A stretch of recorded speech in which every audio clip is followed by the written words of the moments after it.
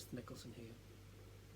I'm going to read you my favourite book, which is The Magic Paintbrush by Julia Donaldson.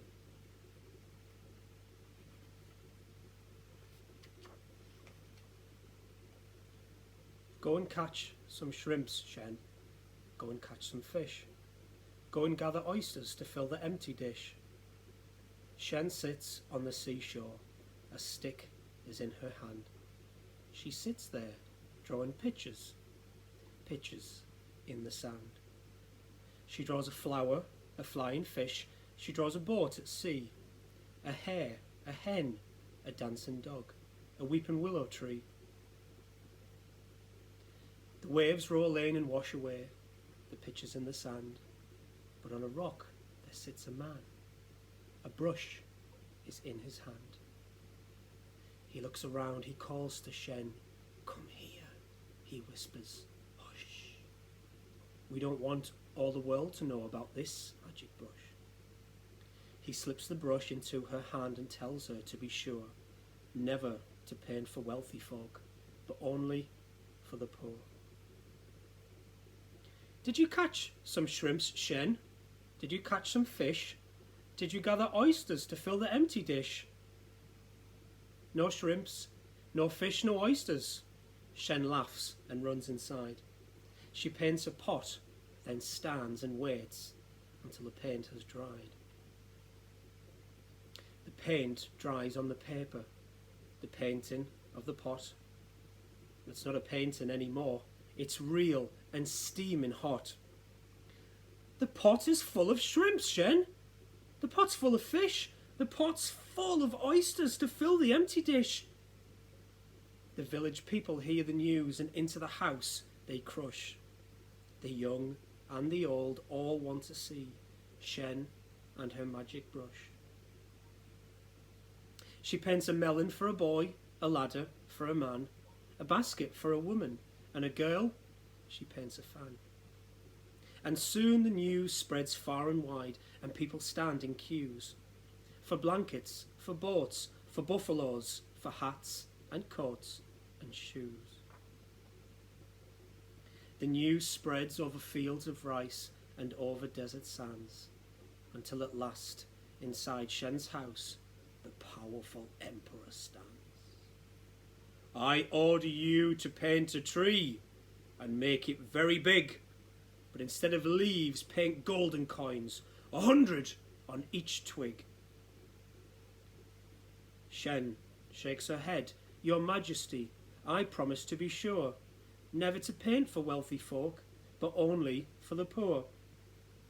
The emperor scowls and stamps his foot.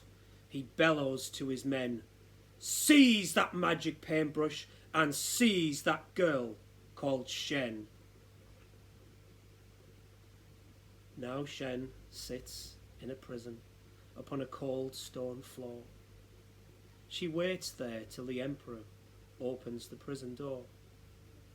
He holds the magic paintbrush. He orders, paint that tree! Paint me my tree of golden coins, and then you shall go free.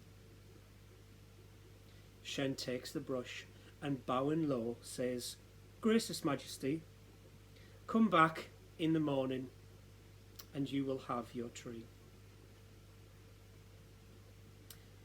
That night, the emperor lies in bed and dreams about his tree, while Shen is busy painting a horse and then a key.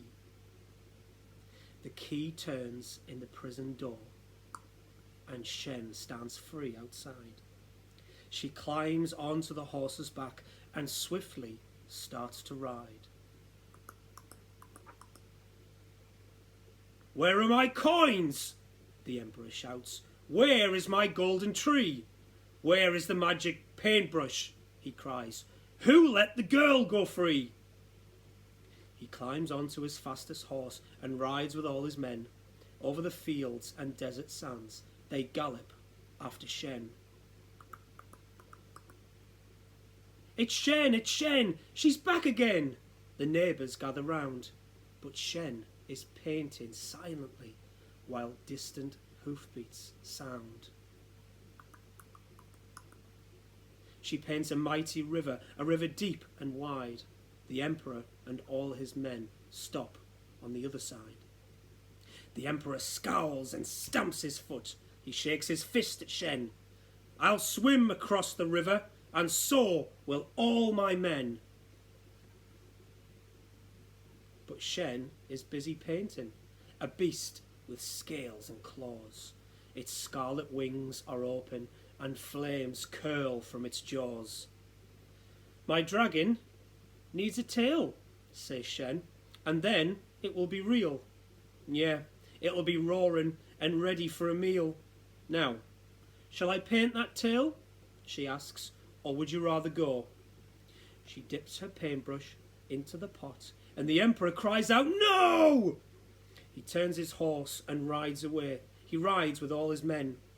Shen takes the magic paintbrush and starts to paint again.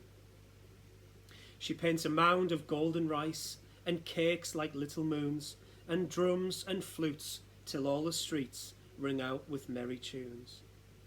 The sun goes down, the moon comes out, and shines as bright as day, while Shen and all the villagers dance the night away.